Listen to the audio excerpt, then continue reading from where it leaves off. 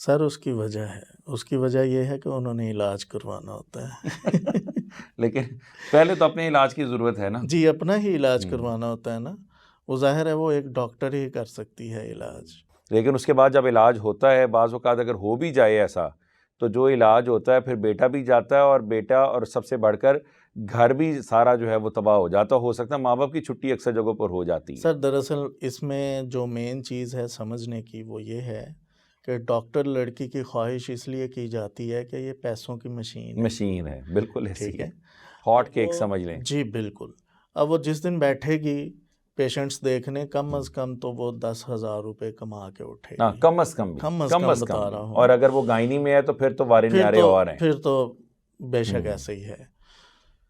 تو اس لیے لوگ زیادہ تر ڈاکٹر کی طرف جاتے ہیں کہ جی ہمیں ڈاکٹر لڑکی چاہیے. اب ان سے میں تو باقاعدہ طور پہ پوچھتا ہوں جی آپ خود ڈاکٹر ہیں؟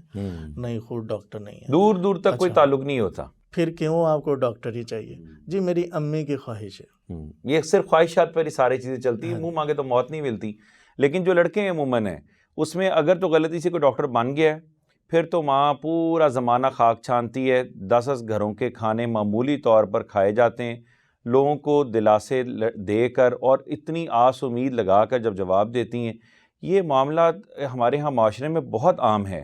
بچیاں خاص طور پر جو اس وقت دیکھیں سائیکولوجیکلی ڈپریشن کا شکار ہو چکی ہیں،